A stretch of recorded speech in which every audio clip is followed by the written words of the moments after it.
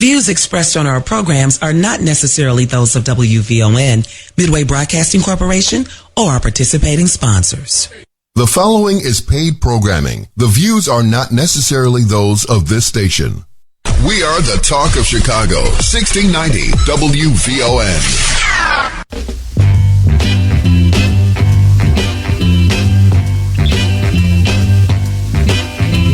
Santa Claus. You're listening to Straight Words on WVON 1690, the talk of Chicago.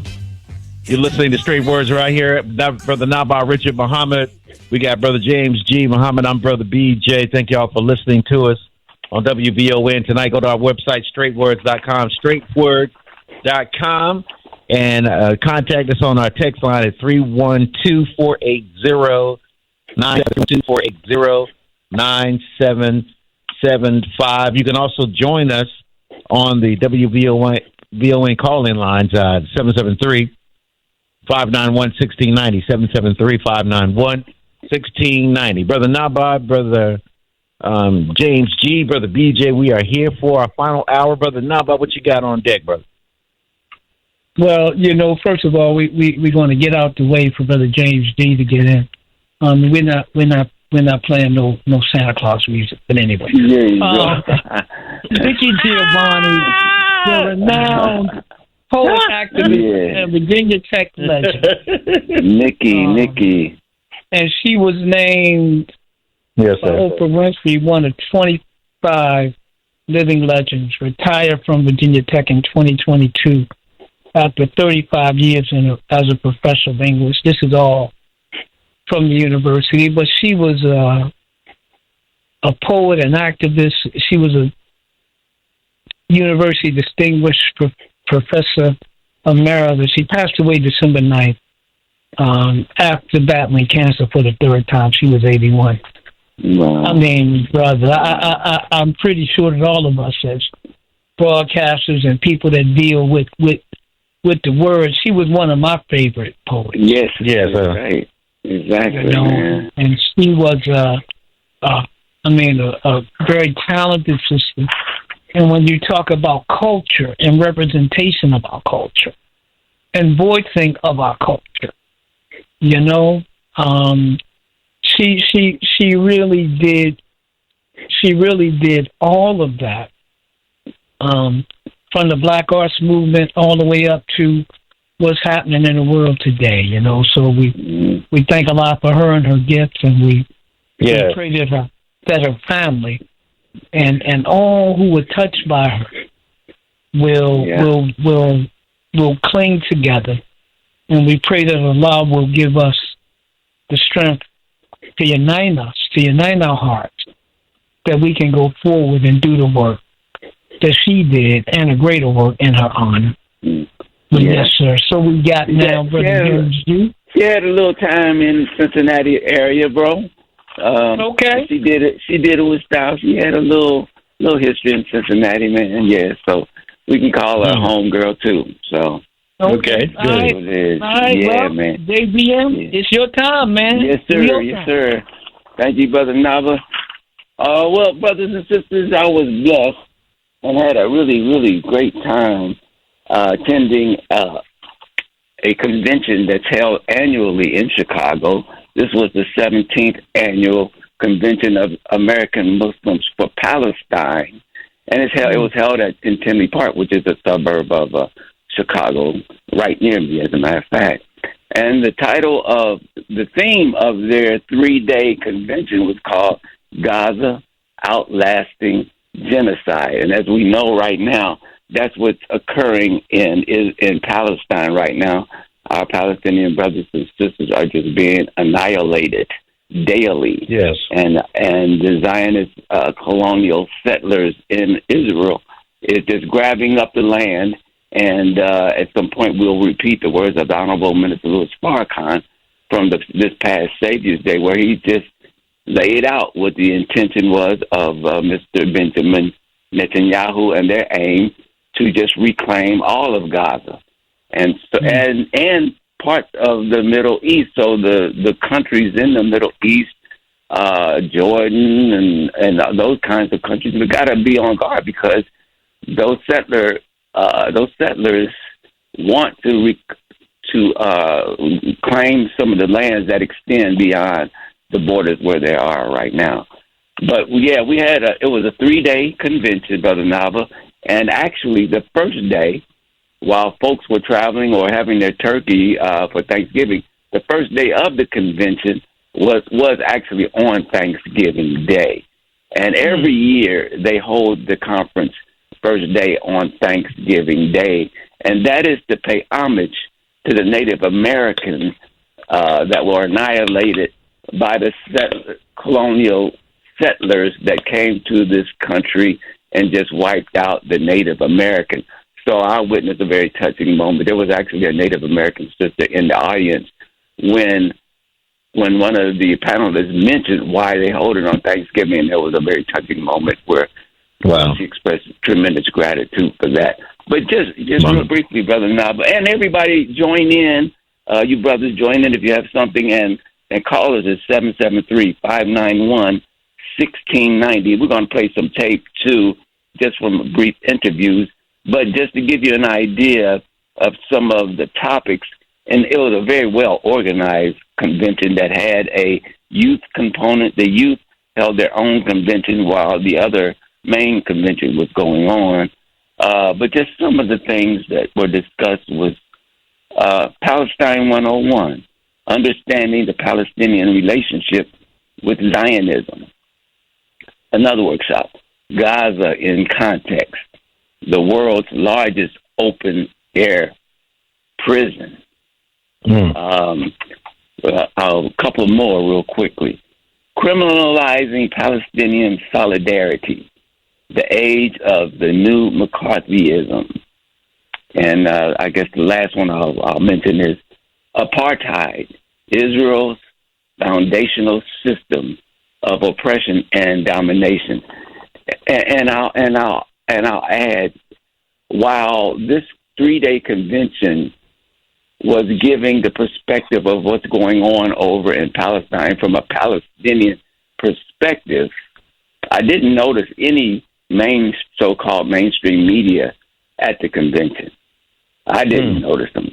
And so that said, to me, we get a steady narrative from a perspective of a Zionist lobby groups that give the view that Israel is justified in what they're doing and that Palestinians have no right to the land that they were born and raised on. So that was very interesting to me. And so I'm just going to jump into it, if you don't mind, Brother Nava.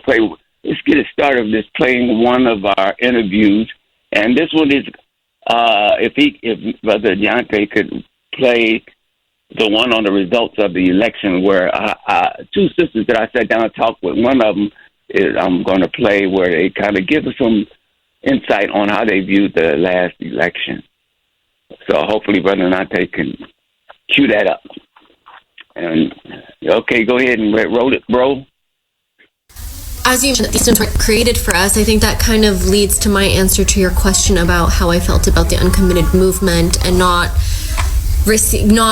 seeing a Palestinian voice represented at the DNC. I think that we really need to think beyond that, and we need to challenge ourselves to move beyond these systems that were responsible for the deaths of our families, rather than committing our undying loyalty to them. I think we can imagine a world where we don't need to do that anymore. In terms of how I feel about the results of the election, there's obviously pros and cons to both. I voted third party like I did in the last election.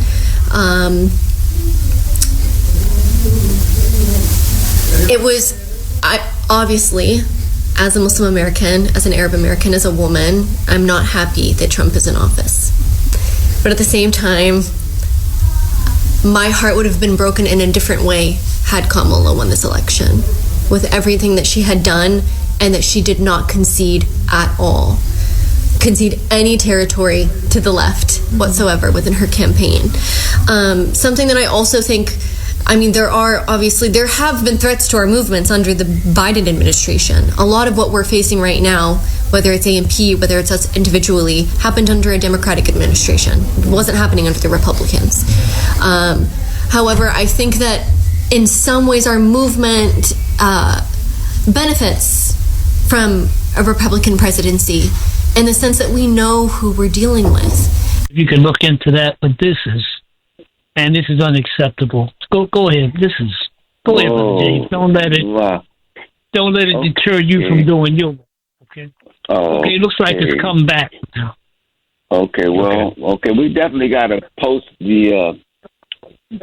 Post. Hopefully, you have a post to put it up afterwards. Yeah, and brothers and sisters, if you don't hear it on the VON app, hopefully you can hear it on your regular radio. But try going to the WVON Facebook page. Okay, I think it's back now. But go to the WVON Facebook page as well and listen in. So I'm sorry, Brother James. Go ahead, man. That's okay. That's okay.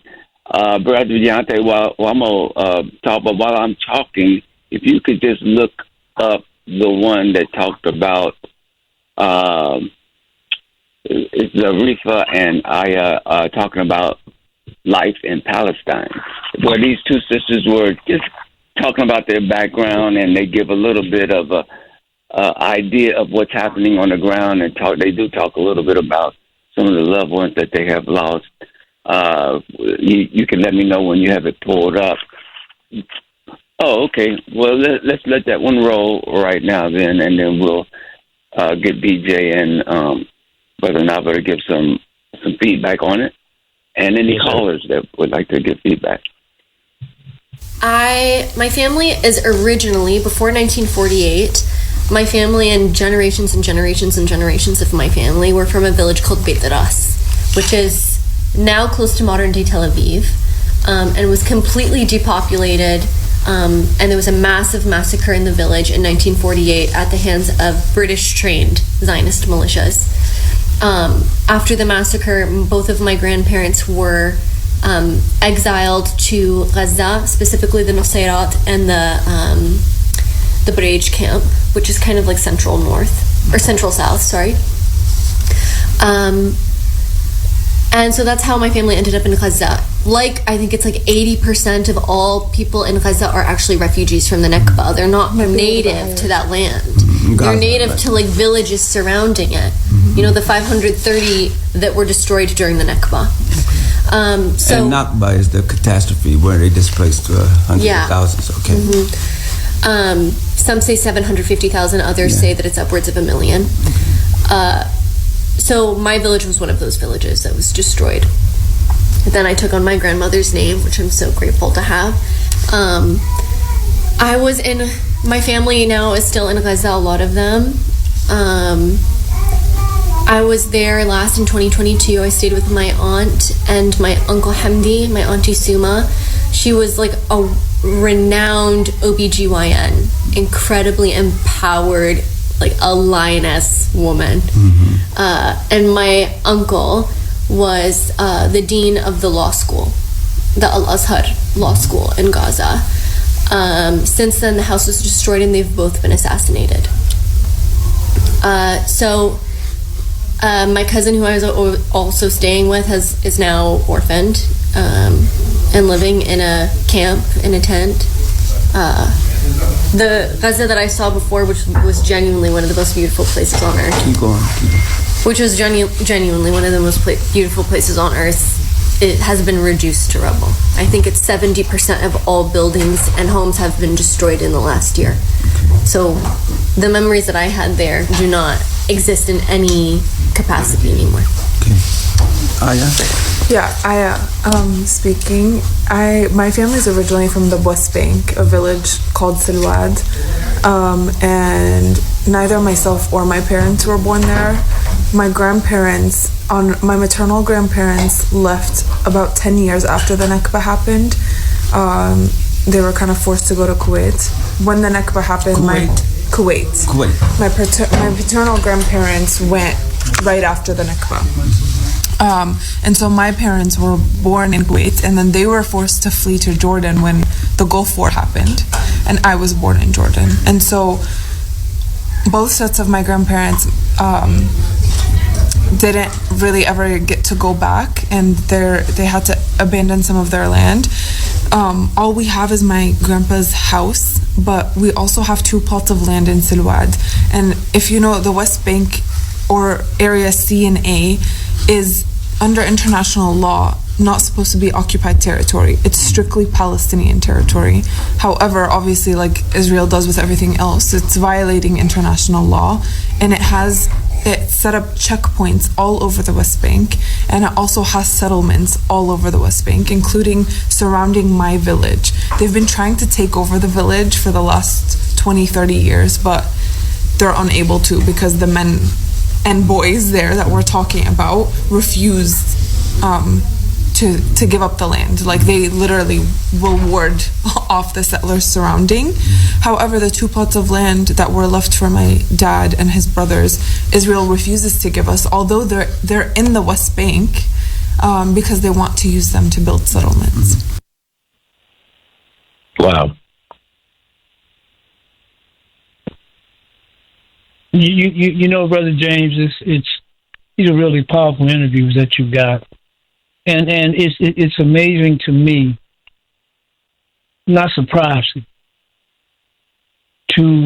for these people, whether they be in Israel, America, or wherever they are, to nullify the existence of the Palestinian people. And these people know where they came from. I mean, this isn't 400 years ago, brothers and sisters. This isn't 200 years ago. This is a few decades ago. You know. How did it feel for you to have people tell these very personal and real stories about what was happening to them? But James, you on mute? Oh, brother, I'm sorry. I was on mute because my bad. Yes, sir. It was heartbreaking. Because while they were telling their stories, there were also sometimes images on the screen that showed.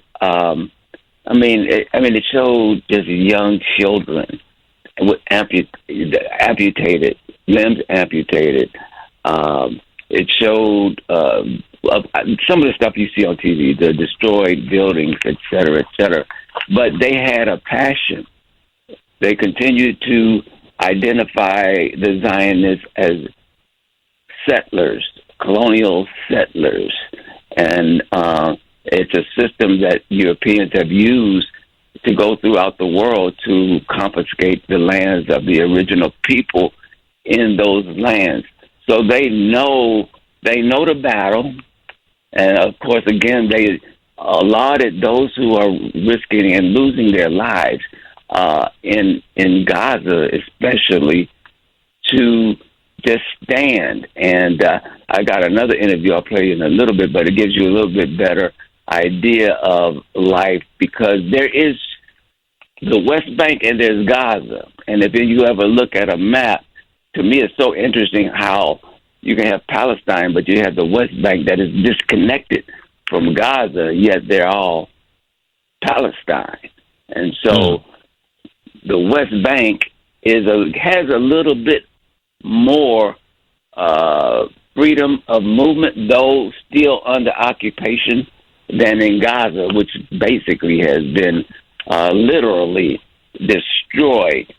And one of the articles in the paper, when you get the paper and you look at it, the headline is called "Welcome to Hell." Panelists condemn Israeli prison system for Palestinians. And so, that dialogue that they shared at this workshop, they talked about a Palestinian child at 13 years of age can be tried in military court, where an Israeli child doesn't reach that kind of adulthood until 18. And they would not even they wouldn't be tried in a military court.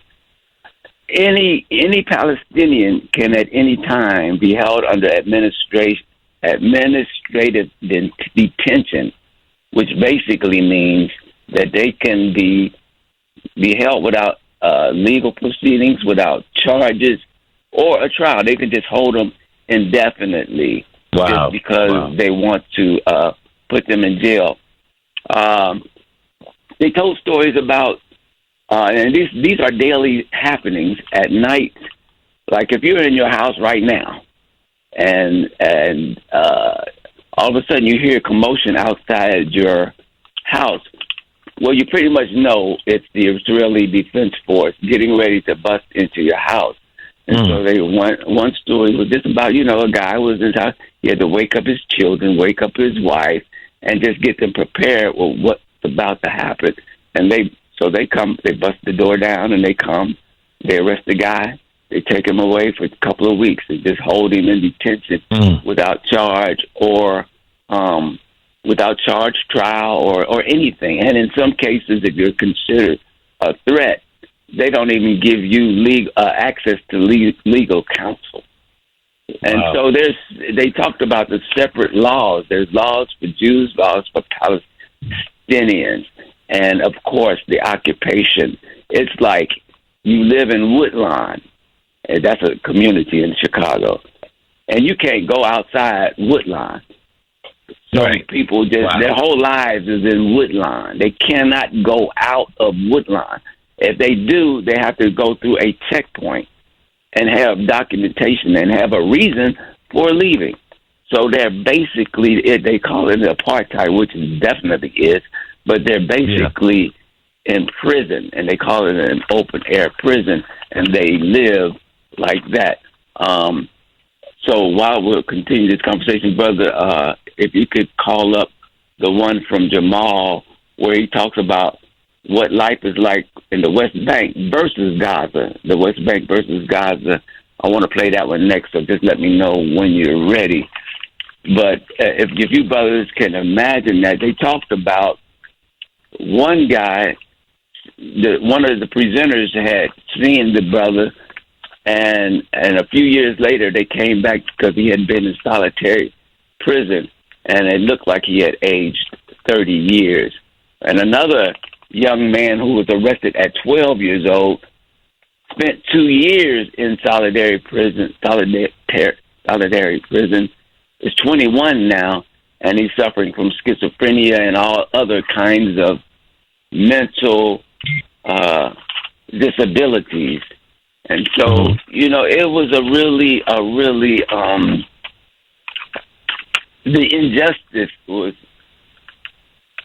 And Gaza. You've got two of them, the West Bank versus Gaza. But whichever one you have, I'd like to get that. You should have two from Jamal Tariq. One is called Life in the West Bank versus Gaza, I believe. But either one, you can just play it. Okay, go ahead, play it, man. You are from the West Bank as opposed to Gaza, is that correct? Okay, yeah. And so those two existences are somewhat different then, right? Or are they? Just talk about the differences between the West Bank and Gaza. So I would say they're very different. So in the occupied West Bank, occupied, also Gaza is occupied, but in the West Bank the difference was that the authority, the Palestinian Authority, did cooperate with the Israeli regime, which meant that Israeli soldiers could come in, as I mentioned in the earlier story, that could come into any Palestinian house, do whatever they want with them. In Gaza, the difference was that they did have a blockade on food, water, and so on. Whenever they controlled it, whenever they wanted, they couldn't really get in whenever they needed because they didn't have a deal with Hamas, which will retaliate whenever an Israeli soldier would come into Gaza, so they couldn't do that. The only way to do that is just to bombard the whole of Gaza, and that's what they're doing right now. Another difference, I think the people in the West Bank have some more freedom than the Gazans because of that deal between the Israeli regime and the Palestinian Authority. So they do have a better standard of living in the West Bank, definitely much more than the Gazans. So that, I would say, these summarize the differences here. Yeah, so it just gives a little bit more of an idea of how restrictive it is. The West Bank, as he mentioned, is governed by the Palestinian Authority, so that's a Palestinian government, but they give access and they cooperate with the Israeli forces, et cetera, et cetera. So the Israelis come in, they do their thing, but they're not as vicious and they don't go out overboard like they do in Gaza, where Hamas is the governing authority, and Hamas don't give them no slack of them trying to come into Gaza. And so that's kind of like the main difference in the two areas. Go ahead. Oh, that's somebody was giving me something. There was you do have a call, brother. You do have a call, brother. Let's James. bring him on. Bring on the call. Okay. Anita, you were on WVON, brother James G. Muhammad, brother Naba'a, brother BJ. Assalamu alaikum, sister. Go right ahead. Wa alaikum assalam. Assalamu I heard the last few minutes of this conversation, and I just want to say this. All of this is bad when people try to mimic that they're God. Mm-hmm. And Elijah Muhammad never tried to say he was God. He said he had a right to have mothers and fathers in homes and children to grow up. And I think God intended for us to share the resources of the earth, and some people refuse to share the resources of the earth. Some of us think we're blood cousins to God because we have a parent.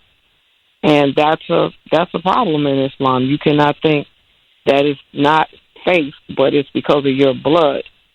Okay? And then God, these people have been corrected in history. Jesus had to correct them, and they were not nice to him. And even now, if you defend that Jesus told them to straighten up, like Mel Gibson, I think it was, that made the movie Passion of the Christ, they get rid of you. You can't say anything here. It's oppressive, and that's mimicking God. You tell people when to shut up and when to say something, but you don't create anything. And we got a problem. Somebody don't want to share with other people, and we have to recognize it for what it is. And some young kid just shot someone because maybe he has health problems. I don't know. It's yet to unroll what's going on here, but people go through college, and they're willing to just snap their life off just because they don't want them to have good health. You know what I'm saying? Bombs and pollution and developing too fast and ignoring people. All of these things cause a shortage in other people's lives, and our lives are not dispensable like that, disposable. And we need to act like it globally, and the people need to rise up, but we can't get people to rise up. They still think that they have to listen to people on the earth that think they're mimicking God and blood cousins to God. And I'm sick of all of this because it's hurting other people. Like I said, this kid, I don't know what his issue is, and that's going to create a problem here. We're going to have other people like him that's going to bust out and say, hey, wait a minute, you're not thinking about me. I've gone through all of this stuff, and no one cares if I live or die. And it can't. How are we going to raise children hopeless? We can't. That'll make the kids kill themselves or kill other people. That's worse than an animal, killing all day long. Even animals don't do that. So I pray that we get a better faith on this earth, and we come against those that think that they're mimicking God. And you can't mimic God because you're not God. That's all I got to say. Well, thank you, Sister Anita. Thank you very much. Appreciate it. 773-591-1690 is the number if you have something to offer on this conversation. We're talking about a conference that was held in Chicago area from November the 28th. That was Thanksgiving Day through the 30th, and it was held by the American Muslims for Palestine. It was titled Gaza, Outlasting Genocide. So, Brother BJ, one of the presenters that was there was a former State Department official. His name was Josh Paul. He was actually in the State Department under the Biden administration. And he quit his job. He quit his job because of what was happening in Gaza, and he denounced what Biden was doing.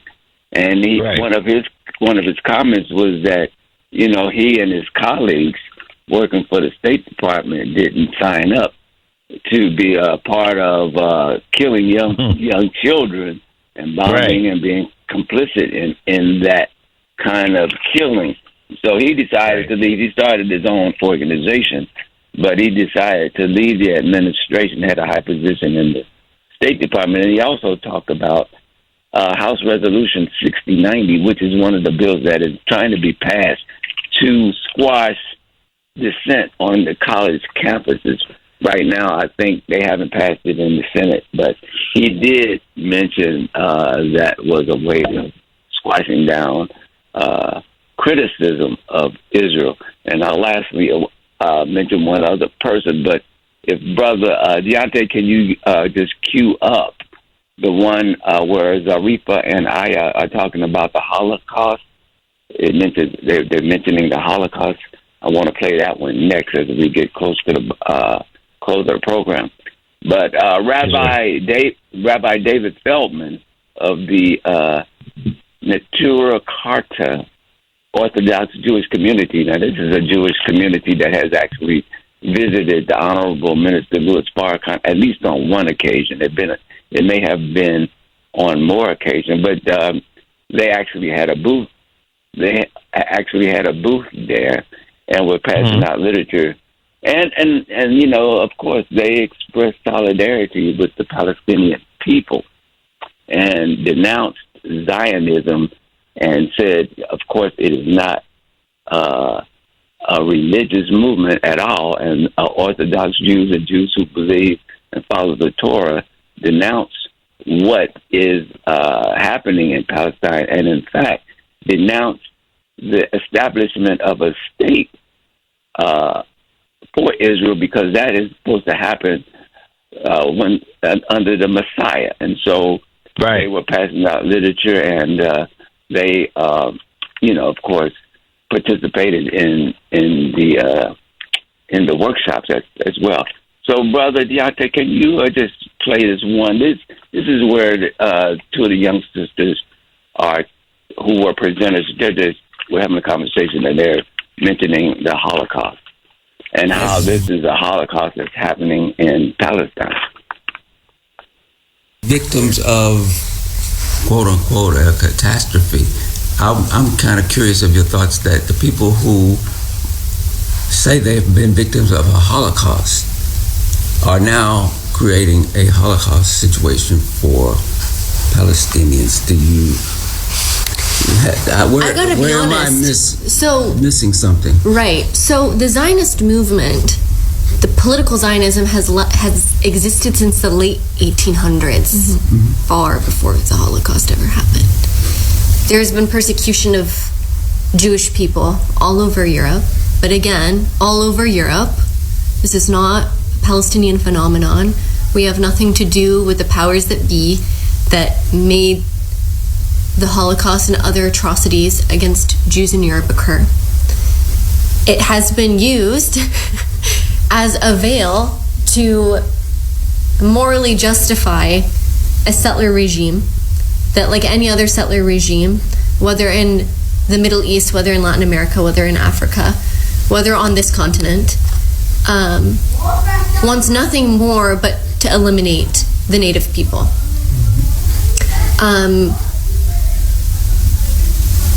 And often, you know, in this country, it was manifest destiny.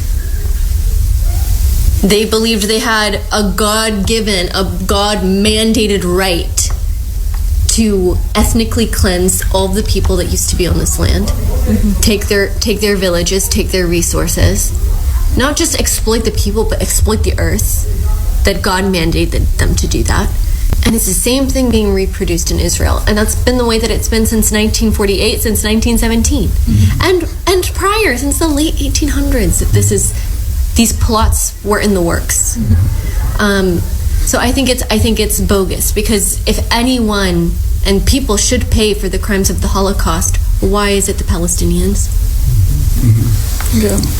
I think it's also important to know that a big portion of the political Zionist movement is evangelical Christians here in the U.S.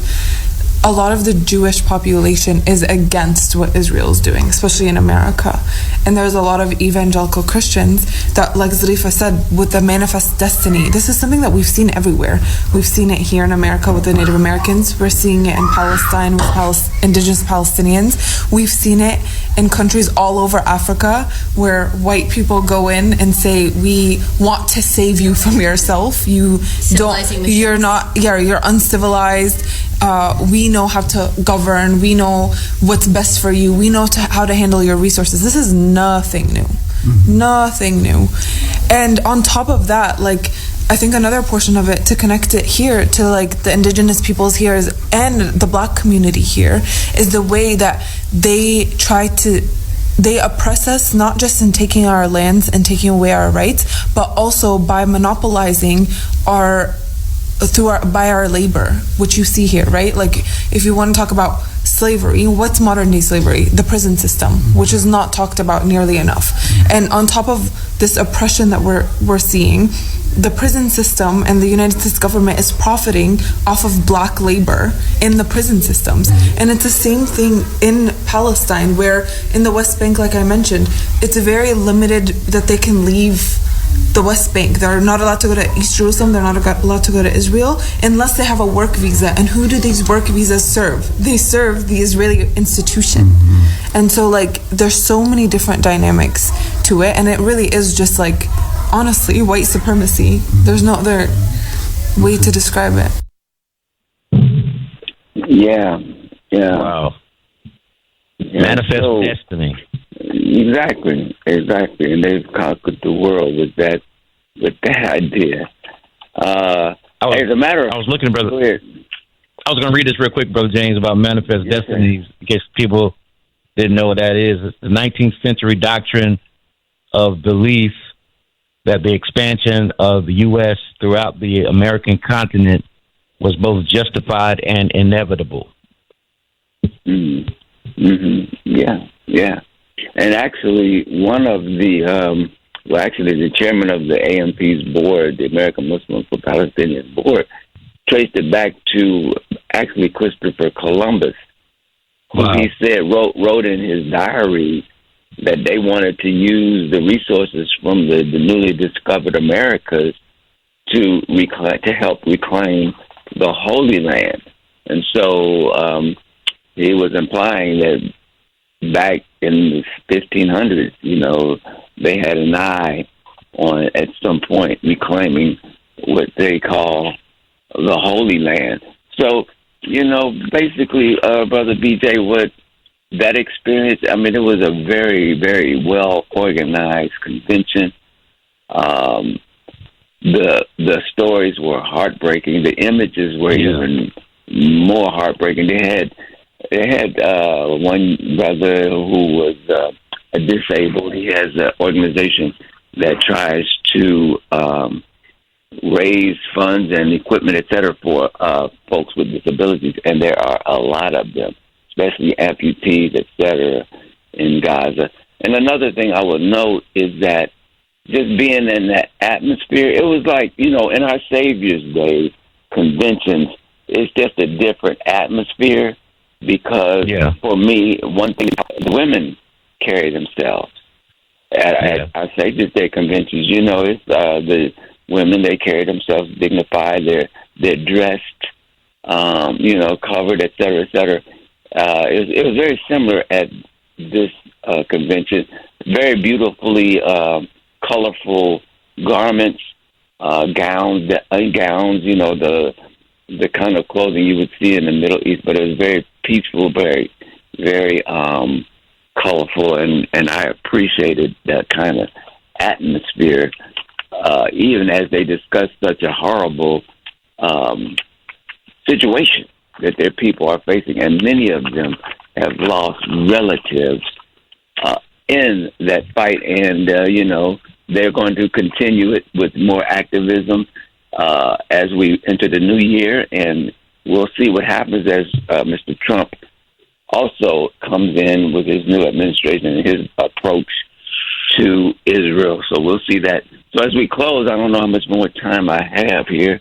I wanted to get one more quick audio in. I've got about 3. Yeah, this one is not a long one, I don't think. Brother Deontay, if you could call up the one from Deanna Offman, and she kind of talks about the black writers and their impact on the Palestinian movement. So let me know if you got that one. Her name was Deanna Offman, brother. So, okay, well, why don't you roll it, and then we'll get some feedback and call it a night.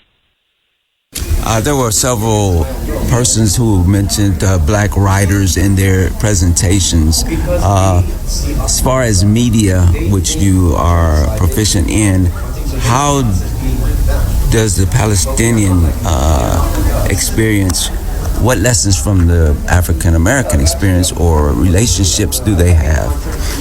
There are so many different lessons that we take from the African American experience in the United States, and so many commonalities in the struggle. In terms of media in specific, one of the major things is the dehumanization of victims.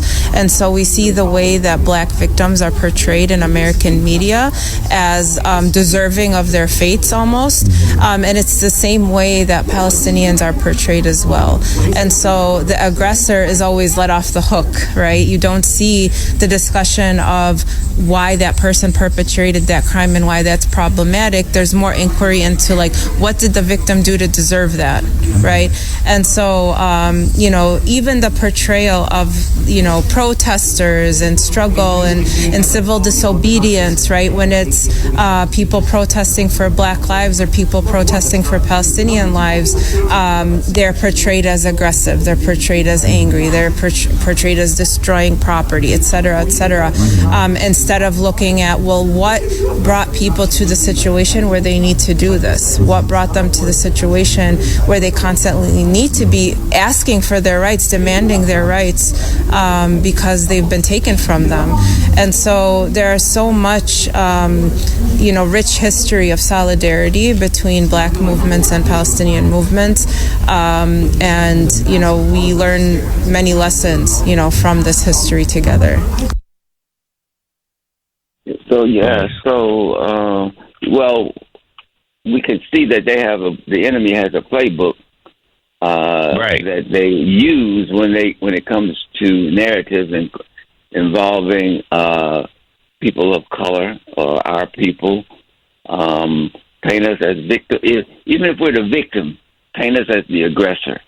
Paint us as the one that needs to be jailed or victimized because we did something, but never going to the root to tell what were the circumstances. How did this happen? They paint I think earlier in our conversation, we talked about so many of these brothers go to jail and they were innocent, but yet the narrative, the media narrative is not about, it's about how they are criminals. How they're criminals. They were convicted of crimes, and yet they never really created a crime. So there's so much commonality, and our struggles are the same. And so I just ended at that. It was wonderful. It was a beautiful experience, beautiful convention. And I would encourage everybody, when you see the brothers with the Final Call newspaper, please get a copy and give them a couple of extra dollars because he's out there doing a great work, trying to uplift our community and do something positive for our people. I'll leave it at that, Brother BJ, and I'll put it back to you, my brother. Thank you, Brother Naba. Good report, brothers. We about to wrap it up. I don't know if Brother Naba has a closing comment or not, But go to our website. Great work, brother. Added great work. Yes, sir. Yes, sir.